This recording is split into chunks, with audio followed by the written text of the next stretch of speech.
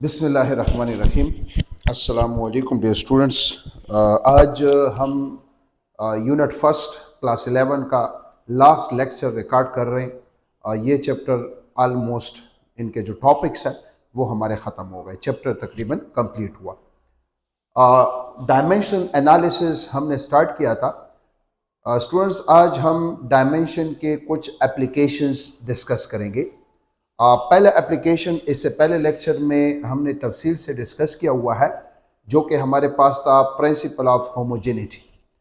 आज हम डिस्कस करेंगे सेकंड और थर्ड एप्लीकेशन। सेकंड एप्लीकेशन जो है वो हमारे पास है to verify dimensionally either the equation is correct या the equation is not correct. और थर्ड जो हमारे पास एप्लीकेशन होगा to derive a possible formula by dimensional analysis. Let's start. Students, लिखा हुआ है to check the correctness of an equation या फार्मूला। ये लॉन्ग क्वेश्चन के लिए इंपॉर्टेंट है। आपसे कहा जाएगा कि Newton first equation of motion which is v F is equal to V I plus A T show that it is dimensionally correct. So let's start. Show करना चाहते हैं कि न्यूटन के जो इक्वेशंस है, चाहे फर्स्ट इक्वेशन है, second equation है, थर्ड इक्वेशन, जरूरी नहीं है कि न्यूटन के इक्वेशन और फार्मूलाइज वगैरह भी, जैसे time period T is equal to 2.√L/G या T is equal to 2.√M/K, हम देखना चाहते हैं कि आया जो इक्वेशन है फिजिकल वो डायमेंशनली करेक्ट होता है कि नहीं। अभी हमें पता चल जाएगा। सो पहले लेफ्ट साइड का डायमेंशन फाइंड करेंगे, फिर राइट साइड का डायमेंशन फाइंड करेंगे। अगर लेफ्ट साइड का डायमेंशन और राइट साइड का डायमेंशन सेम आ रहा है तो इसका मतलब है जो फिजिकल इक्वेशन होगा वो हमारे पास डायमेंशनली करेक्ट होगा। Let's start. इक्वेशन हमें दिया हुआ है V F is equal to V I plus A T. पहले लेफ्ट हैंड साइड लेते हैं। स्टूडेंट्स, लेफ्ट हैंड साइड हमारे पास जो है वो है velocity. Left hand side which is velocity. Left hand side है वेलोसिटी। हम वेलोसिटी का या फाइनल वेलोसिटी का इसका डायमेंशन निकालना चाहते हैं। फाइनल वेलोसिटी का या वेलोसिटी का जो यूनिट है वो हमारे पास है metre per second. So velocity का जो डायमेंशन होगा मीटर के लिए स्टूडेंट्स हम इस्तेमाल करते हैं एल, मीटर के लिए इस्तेमाल करते हैं एल, और सेकेंड के लिए इस्तेमाल करते हैं हम जो है टी। इसको ऊपर शिफ्ट कर लें। सो वेलोसिटी का जो डायमेंशन हमारे पास आ जाएगा लेफ्ट हैंड साइड का वो हो जाएगा, एक ही ब्रैकेट में लिखें, L T power -1। This is equation number first. ये हमारे पास इक्वेशन नंबर फर्स्ट हुआ। This is an equation number first. Left hand side का हमने डायमेंशन निकाला which is L T power -1। अब राइट साइड का हम डायमेंशन निकालेंगे और देखेंगे कि लेफ्ट हैंड साइड और राइट हैंड साइड आया डायमेंशनली ठीक आ रहा है कि नहीं आ रहा। अगर डायमेंशनली ठीक आएगा तो फिर हम कहेंगे कि Newton first equation of motion is dimensionally correct. अब देखना चाहते हैं right hand side. So let's, right hand side हमारे पास जो है वो आपको नजर आ रहा है, जो कि हमारे पास है v i initial velocity plus acceleration into time. So let's start. So ये हो जाएगा वी आई plus acceleration into time. Velocity का यूनिट है metre per second plus acceleration का यूनिट है metre per second is square और टाइम का unit है हमारे पास सेकेंड। अब यहां पर कुछ कैंसलेशन हो जाएगा। स्क्वायर सेकेंड स्क्वायर, इसका मतलब है सेकेंड दो मरतबा है, ये और ये स्टूडेंट्स कैंसिल। सो हमारे पास अगर देखा जाए ये हो जाएगा metre per second divided by metre per second plus metre per second. तो metre plus metre per second plus metre per second, so ये हो जाएगा हमारे पास 2 मीटर पर सेकेंड। अब डायमेंशन निकालना चाहते हैं। So V I plus A T is dimensionally equal to, याद रखिए 2 इज अ कांस्टेंट नंबर और ऑलरेडी हमने पढ़ा हुआ है कि जो प्योर नंबर्स होते हैं वो हमारे पास डायमेंशनलेस होते हैं। सो 2 हैज नो डायमेंशन। मीटर के लिए स्टूडेंट्स हम इस्तेमाल कर लेंगे एल और सेकंड के लिए इस्तेमाल कर लेंगे टी। इसको ऊपर शिफ्ट कर लें और एक ही ब्रैकेट में लिख लें, तो हो जाएगा L T power -1। This is the dimensional formula of the right hand side which is L t power -1. Let's suppose this is equation 2. अब लेफ्ट हैंड साइड का जो डायमेंशन है वो है L t power -1। Right hand side का जो dimension है वो है L t पावर -1।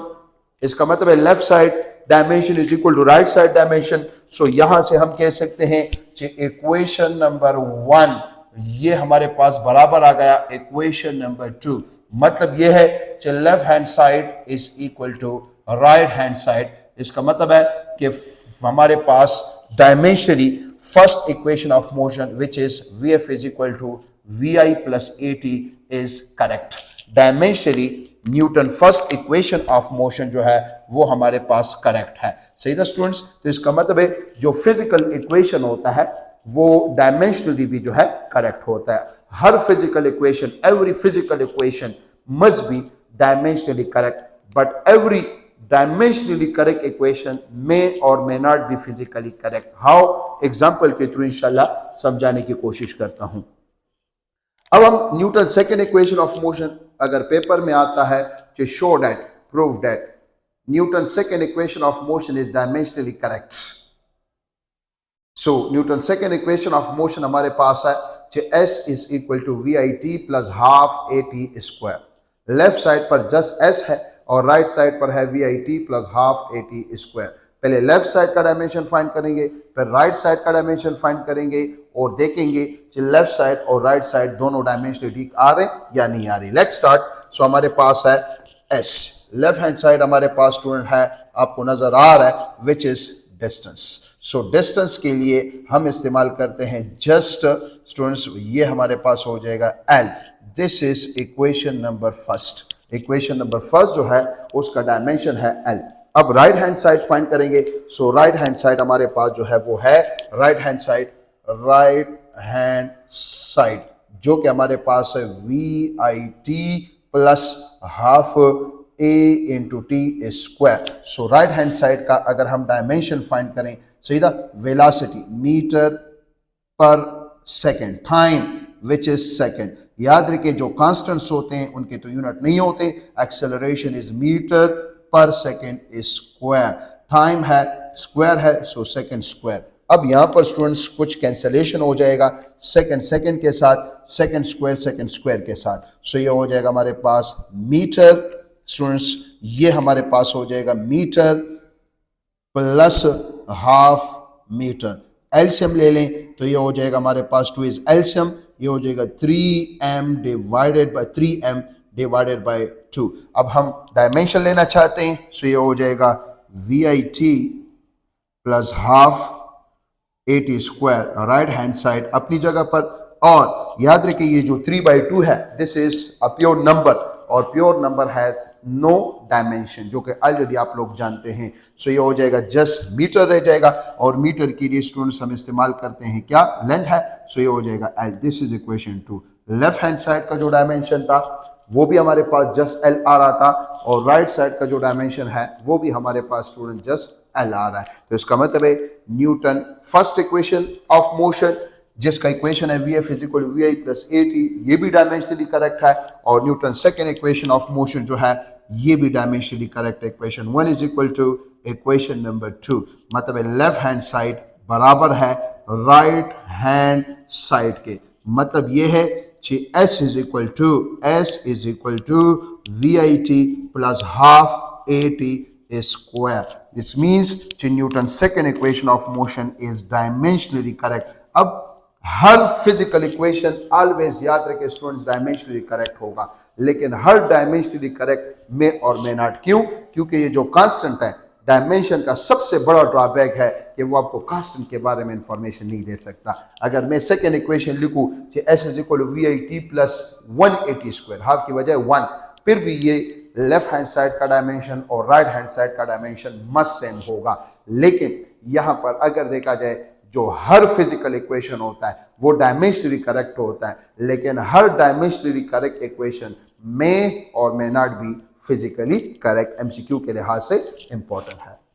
अब स्टूडेंट्स हमारे पास है time period of simple pendulum, आपसे कहा जा सकता है which is T is equal to 2.√L/G, show that it is dimensionally correct.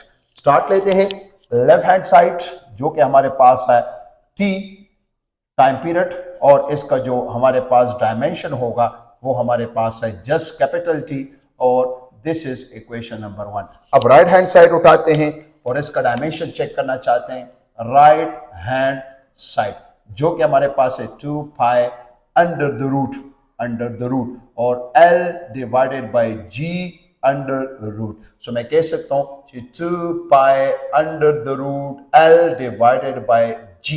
सो 2 अपनी जगह पर, पाई अपनी जगह पर, L का जो यूनिट है वो है मीटर और डिवाइडेड बाय G का जो यूनिट है, G है acceleration due to gravity which is metre per second square और ये हो जाएगा होल अंडर रूट मीन्स 1/2। मैं लिख सकता हूं 2 पाई अपनी जगह पर, मीटर अपनी जगह पर। मैथमेटिक्स कहता है कि अगर आप डिवाइड को मल्टीप्लाई करते हैं तो ये हो जाएगा s square divided by m, ये और पावर आ जाएगा 1/2, ये और ये कैंसिल। सो ये हो जाएगा हमारे पास 2 पाई और ये हो जाएगा s का स्क्वायर और 1/2, ये और ये कैंसिल। सो ये हो जाएगा 2 पाई इंटू एस और s क्या है, ये हमारे पास है सेकेंड। अब अगर हम डायमेंशन निकालना चाहते हैं राइट हैंड साइड का, सो ये हो जाएगा हमारे पास 2 pi under the root L divided by G is equal to 2 has no dimension, pi which is constant, it has no dimension, second के लिए हम इस्तेमाल करते हैं क्या, t। so this is equation number 2। students, left hand side is equal to right hand side, so फिर हम कह सकते हैं कि हमारे पास dimensionally t is equal to 2 pi under the root L divided by G। this is the formula for the time period which is dimensionally correct। Dimensionally हमारे पास ये क्या है, करेक्ट है। सो हर फिजिकल इक्वेशन डायमेंशनली करेक्ट होता है, याद रखें, सही है स्टूडेंट्स। नेक्स्ट लास्ट जो इसका एप्लीकेशन है वो हमारे पास है to derive a possible formula by using dimensional analysis. डायमेंशनल एनालिसिस के जरिए हम डिराइव करते हैं एक पॉसिबल फार्मूला। हाउ, आपकी बुक का एग्जांपल ही लेते हैं और इसको शो करते हैं। Let's suppose an object of mass m moving in a circle of radius r। एक ऑब्जेक्ट है स्टूडेंट्स जिसका मास है m और वो हम सर्कल में घुमा रहे हैं उसको, जिस सर्कल में घुमा रहे हैं उसका रेडियस है r। जिस वेलोसिटी के साथ ये मूव कर रहा है उसकी वेलोसिटी है v। तो जाहिर बात है इस पर सेंटीपीटल फोर्स लगेगा। अब what will be the formula of the centripetal force, how to derive the formula of centripetal force by using dimensional analysis. Let's start. सुने स्टूडेंट्स, अब मैं कहता हूं कि फॉर एग्जांपल लेट्स सपोज ये जो सेंटीपीटल फोर्स है it may depend upon the centripetal force is directly proportional to mass. Mass का पावर क्या है, I don't know. For example this is a, centripetal force is directly proportional to let's suppose v, लेकिन v का power क्या है, I don't know, v power b। Centripetal force is directly proportional to R, लेकिन R का power क्या है, I don't know. This is equation 1, this is equation 2, this is equation 3। Centripetal force depend upon the following factor. एक assumption ले लें अपने आप से, सीधा, लेकिन M का पावर क्या है, आई डोंट नो। V का पावर क्या है, आई डोंट नो। R का पावर क्या है, आई डोंट नो। अब इसमें डिनोमिनेटर कौन से किस में आ रहा है, मास डिनोमिनेटर में आएगा, वेलोसिटी आएगा, रेडियस आएगा, आई डोंट नो। मैं डायमेंशन एनालिसिस से इसको फाइंड करता हूं। अगर देखा जाए कंबाइन 1, 2 एंड 3, सो स्टूडेंट्स ये हो जाएगा जिस centripetal force is proportional to m power a, v power b और r पावर c। प्रोपोर्शनलिटी को खत्म करने के लिए यहां पर स्टूडेंट्स एक कांस्टेंट लगाएं और यहां पर जो कांस्टेंट होगा वो हमारे पास होगा जस्ट k। ये हो जाएगा m power a, v power b, r power c। This is equation number 4। ये स्टूडेंट्स हमारे पास जो है इसको नाम दे दें इक्वेशन नंबर 4 का। नेक्स्ट स्टेप जो होगा, taking dimension both side. Taking dimension both side, dimension both side, taking dimension both sides. So force का तो डायमेंशन हमें पता है, mlt पावर -2, क्योंकि फोर्स बराबर है, फोर्स का यूनिट है Newton, F is equal to ma, और अगर देखा जाए 1 Newton is equal to 1 kg into 1 metre per second square. इसका डायमेंशन ऑलरेडी हम जानते हैं, सही था। फोर्स का जो डायमेंशन है स्टूडेंट्स वो हम जानते हैं, जो कि हमारे पास है m l t पावर -2। इधर मैं m का पावर 1 लगा सकता हूं, l का पावर 1 लगा सकता हूं। बिल्कुल sir. Which is equal to k अपनी जगह पर। अगर देखा जाए मास के लिए हम इस्तेमाल करते हैं कैपिटल M, लेकिन इधर अगर देखा जाए क्या आ जाएगा, चलो पावर इज a, यानी ऊपर ही a, या चलो m का पावर क्या आ जाएगा, a आ जाएगा। Velocity metre per second LT power -1, LT power -1, और पावर क्या है b। और नेक्स्ट हमारे पास है r, रेडियस है, सो उसके लिए L, और पावर क्या आ जाएगा, power is c, power is c। अब इसको स्टूडेंट्स एक ही ब्रैकेट में लिख लें, एक ही ब्रैकेट में लेके मैं इसको लिख सकता हूं, ये हो जाएगा हमारे पास m power 1, L power 1, T power -2 which is equal to k, ये हो जाएगा m पावर स्टूडेंट्स यहां पर अगर एक ही m है सो m पावर a आ जाएगा, m power a, L power b और L power c, L power b और L पावर c। सो फिर मैं लिख सकता हूं L power b plus c, और थर्ड हमारे पास जो है अगर देखा जाए बेसिस सेम पावर एड, ये पावर जो L पर भी है वो T पर भी है, नो L पावर b और L power c, no basis same power add, एक स्टेप में डायरेक्ट कर रहा हूं। और T पावर अगर देखा जाए T पावर -1 पावर b, तो पावर के साथ मल्टीप्लाई हो जाता है, सो ये हो जाएगा T पावर माइनस, ये हो जाएगा हमारे पास b। Now next step students क्या होगा, कंपेयर पावर्स, कंपेयर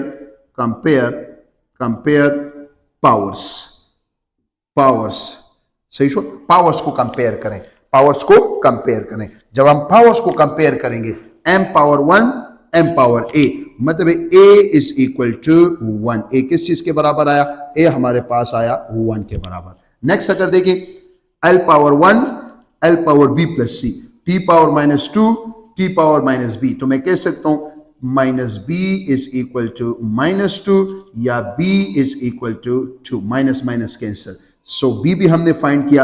अब फाइंड करना चाहते हैं क्या चीज, l पावर 1 और l power b plus c, मतलब b plus c is equal to 1, b हमारे पास है 2 plus c is equal to 1, c is equal to 1 -2, तो ये हो जाएगा c is equal to -1, c is equal to -1, c हमारे पास स्टूडेंट्स किस चीज के बराबर आया, -1 के बराबर आया। Put the value of a b c सेशवा in equation number 4, put the values of a b c in equation number, कौन से इक्वेशन में, 4 में। सो ये हो जाएगा centripetal force is equal to k which is constant m v r।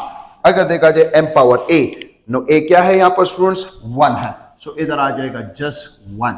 v power b, b क्या है हमारे पास, 2 है, यहां पर आ जाएगा 2, और r पावर c, c क्या है, -1, सो ये हो जाएगा -1। इसको मजीद इस तरह भी लिखा जा सकता है k m power 1 means m v square, और ये नीचे आ जाएगा विच इज r पावर 1 या r, और सेंट्रीपिटल फोर्स का फार्मूला क्या है, mv स्क्वायर बाय r।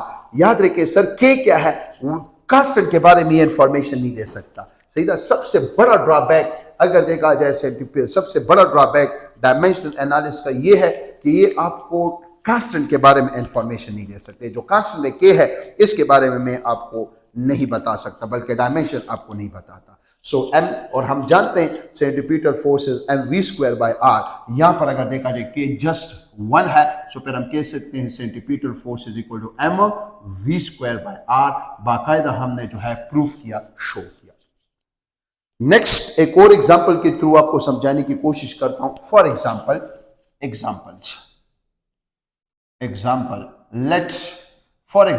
मैं कहता हूं कि मेरे साथ है एक सिंपल पेंडुलम, मैं एक सिंपल पेंडुलम लेता हूं,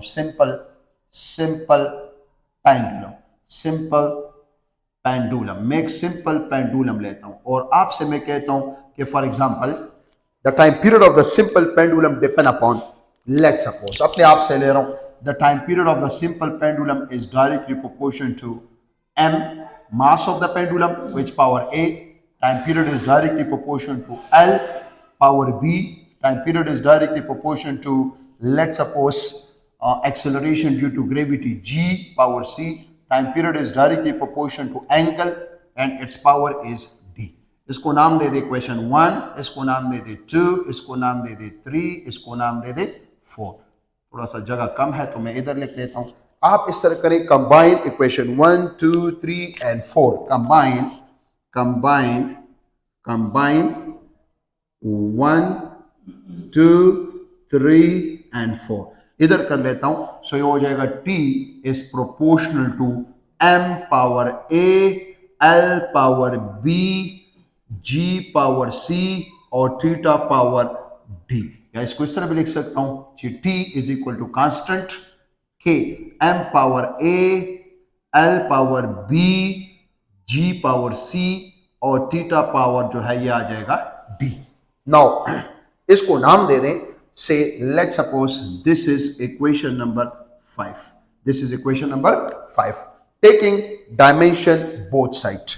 Taking dimension both sides. Taking dimension both sides. Students को मैं अब इसके बाद यहां पर कर रहा हूं. सही था, जगह कम है इस वजह से जो है थोड़ा सा कंजूसी कर रहा हूं. T, तो मैं T का जो डायमेंशन है अगर देखा जाए मैं लिख सकता हूं T, या इसको इस तरह भी लिख सकता हूं M power 0, L power 0, T power 1. This is the dimension of a time period. M power 0 means 1, L power 0 means 1, 1 into 1, 1 into T, वही टाइम पीरियड का आ जाएगा. K अपनी जगह पर. नाउ M मास है, नो M पावर आ जाएगा A, L है L power B, G is meter per second square, no L T power minus 2 power C, और theta is a plane angle which is ratio of the arc plane. Theta is equal to S by R. Theta बराबर है students किस चीज के? S by R. सो ये हो जाएगा हमारे पास S के लिए L और R के लिए भी L, लेकिन पावर आ जाएगा -1 क्योंकि ऊपर चला जाएगा, और ये हो जाएगा पावर D. ये हो जाएगा पावर, क्योंकि थीटा स्टूडेंट्स आपको पता होना चाहिए. इसको लिख लेता हूं फिर मिटाता हूं. Theta is equal to S by R which is measure in radian. तो अगर देखा जाए S के लिए L, इसके लिए L, रेडियन है ही नहीं, नो L, ये ऊपर आ जाएगा L पावर -1. तो मैंने इधर डायरेक्ट लिखा हुआ है. सही था. सो ये आपको पता होना चाहिए कि theta is equal to L power -1. So मैंने ये डायरेक्ट लिख लिया. नाउ एक ही ब्रैकेट में लिखें और सॉल्व करें. सो मैं कह सकता हूं M power 0, L power 0, T power 1 is equal to K M power A. अब students L power B, L power -1, L power +1, ये तो बस खत्म हो जाएगा क्योंकि L power +1, L power -1, L power 0 और 0 into D 0, तो ये खत्म हो जाएगा. फुल टर्म हमारे पास हो जाएगा. The full term is 0, cancel. L power B और L पावर C से हो जाएगा L power B plus C, L power B और L पावर C, और ये हो जाएगा T power -2 into C -2C. अब इस तरह करें कि कंपेयर द पावर्स. कंपेयर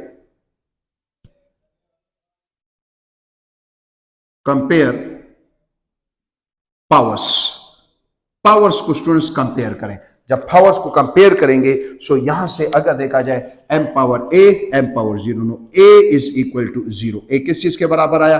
0 के बराबर. Next L power 0, L power B प्लस Z, मतलब है B plus C is equal to 0. B plus C is equal to 0. अब ये दो अननोन है, फिलहाल इसको छोड़ दें. और यहां पर अगर देखा जाए हम कह सकते हैं कि हमारे पास T power -2C, T power 1, no -2C is equal to 1 या C is equal to -1/2. C बराबर है -1/2. ये हो जाएगा B, ये C उधर शिफ्ट हो जाएगा -C, B is equal to minus और C बराबर है -1/2. तो ये हो जाएगा माइनस प्लस, C बराबर B बराबर आ जाएगा 1/2. Put the value of A, B, C in equation number 5. Put values of A, B and C in equation number 5. So equation number 5 will become, equation 5 बन जाएगा T is equal to K M power A का power है 0, L power B का power है 1/2 और G, उस G का power है C which is equal to -1/2 और थीटा तो वैसे भी आपने कैंसिल किया हुआ है।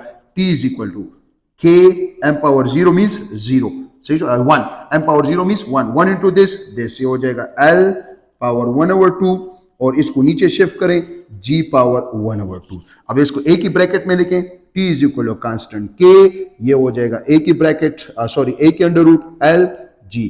याद रखें time period T is equal to under root L by G, K where K is constant and K is equal to 2 pi।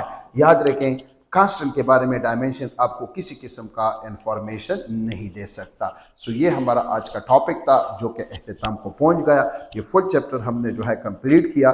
जो स्टूडेंट्स नए हैं वो जो है चैनल को सब्सक्राइब करें, दोस्तों के साथ शेयर करें। किसी भी किस्म का जो क्वेश्चन हो वो आप लोग जो है लाइव पूछ सकते हैं, सही ना। मेरा जो है व्हाट्सएप नंबर ऊपर मैंने दिया हुआ है और मैं जो है हमारी जो एकेडमी है वो अपोजिट टू इस्लामिया कॉलेज जो है व्यूअर्स कोचिंग एकेडमी, वहाँ पर physics, chemistry, bio, 9, 10, FSC plus MDCAT, GIK, NUST वगैरह की तैयारी की जाती है।